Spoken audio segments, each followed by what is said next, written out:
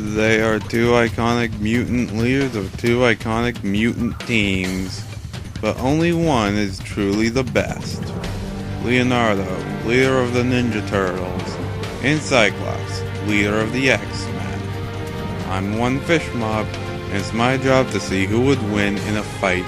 Now, Leonardo has been on Fan War before, specifically in the episode where he fought the Red Ranger. So I will not go into great detail about his backstory or history.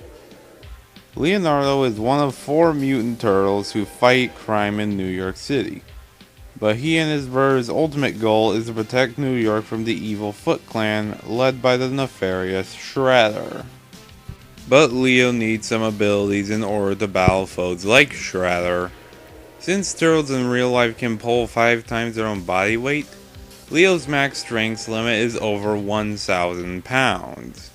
Leo is also fast enough to dodge attacks, his shell is tough enough to survive rapid gunfire, and is skilled in using his environment and stealth. But as a ninja, he has plenty of weapons and gear he brings into combat. He carries shurikens, smoke bombs, and a grappling hook, but his preferred weapon is his ninjakin swords. Commonly mistaken for katana, these 2-foot-long blades are designed for swift, deadly offensive strikes. But Leo has other skills as well. Leo is a master of ninjutsu, bushido, and swordsmanship, an expert strategist, strong both physically and mentally, and has a serious devotion to his training and family. Having been around for a long time, Leonardo has proven to be one tough turtle. He trained in ninjutsu his entire life, has trained under 2 masters, and has defeated the Shredder. But Leo isn't perfect. Leo isn't the strongest and smartest of his brothers. He's relied on his brothers in combat several times before, and finds it difficult to accept failure.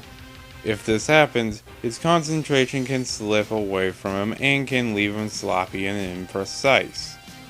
But in the end, Leonardo is the leader of the Ninja Turtles for a reason. Scott Summers was the oldest son of Major Christopher Summers, a test pilot in the U.S. Air Force, and his wife Catherine Ann. He lived a good life with his family and his younger brother Alex, until one day. Scott and Alex were flying home from a family vacation when a scout ship from the Shi'ar Empire suddenly materialized and set the plane ablaze. Catherine pushed Scott and Alex out of the plane door with the only available parachute. They survived, but Scott suffered a head injury that damaged the part of his brain that would have enabled him to control his mutant powers. The 2 boys were hospitalized and both suffered traumatic amnesia regarding the incident. And then a whole crudload of things happened. Alex was adopted, separating the 2. Mrs. Sinister experimented on him for a time, nearly killed some bystanders, nearly killed by said bystanders, and was physically abused by Jack O'Diamonds for refusing his orders.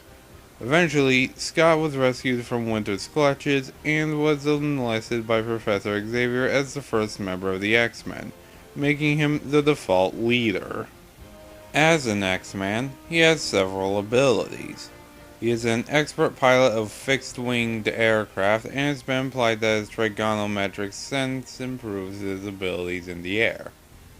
He has also developed exceptional leadership skills, with the X-Men tending to obey his orders in battle, because they know that he is usually right.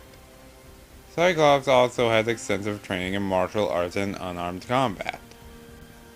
He holds black belts in Judo and Aikido, and can defeat 6 normal men with his eyes closed. And after years of being in intimate situations with telepaths, Cyclops was able to hone his mind to the point where he can resist telepathic intrusion and withhold certain information from high-level telepaths. He also has the strength of a normal man who engages in intensive regular exercise, and is able to press lift at least his own body weight. But Cyclops isn't just restricted to those abilities. Cyclops possesses an uncanny sense of trigonometry and observes objects around himself and the angles found between surfaces. Cyclops is also resistant to the effects of his own and his brother's powers, due to them being related. But his most powerful and most iconic ability is his mutant power, the Optic Blast.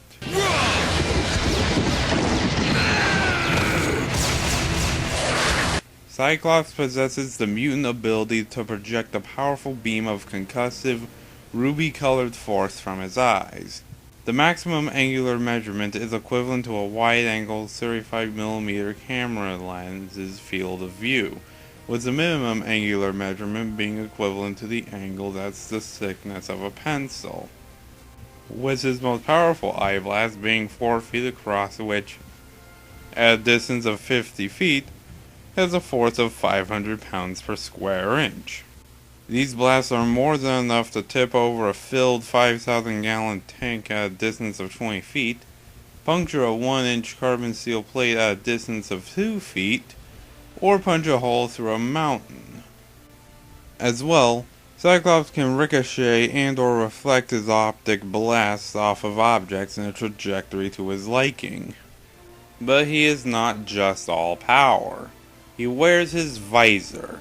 This headpiece prevents random discharges, and the power of the optic blast is controlled by his visor's adjustable slit. And Cyclops can change the size of the optic blast from the diameter of a pencil to about 90 feet across.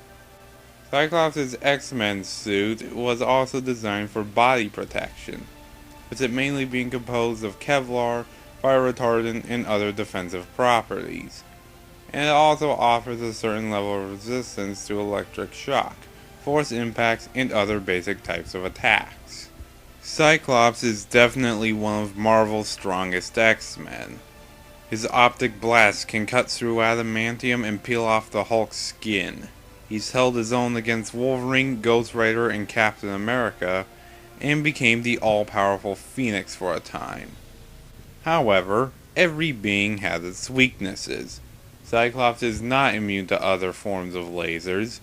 Due to psychological and physical trauma at a young age, Cyclops is unable to control his optic blasts, and Cyclops once required time between his optic blasts to recharge. His optic blast erupted powerfully at 1 minute, then falling completely dead the next, physically exhausting him in the process.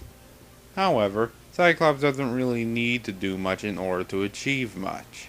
If he wants you dead, all he has to do is look at you.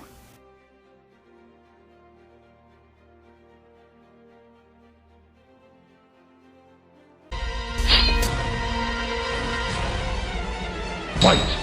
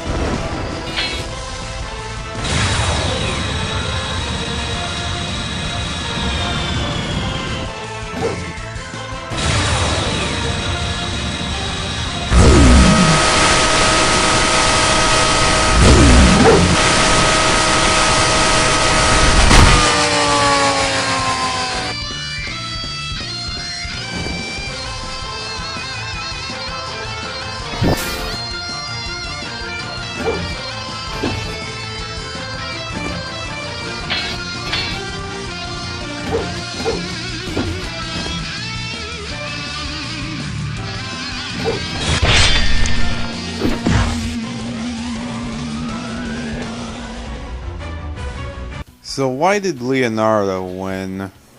Well, Cyclops' Optic Blast can easily force Leo out of hiding. He is experienced enough to go toe-to-toe with Leo. He has fought far more dangerous opponents. His Optic Blast could easily kill Leonardo, and his suit did give him protection from Leo's swords and shurikens. But Leonardo, in the end, was ultimately stronger, was more than durable enough to take Cyclops' physical hits. His basic equipment can incapacitate or at least confuse Cyclops long enough to get in some decent damage, and Leo can use his stealth and the environment against Cyclops, which would make it a lot harder for one of Cyclops' Optic Blasts to hit Leo, since his Optic Blast would need to recharge at some point.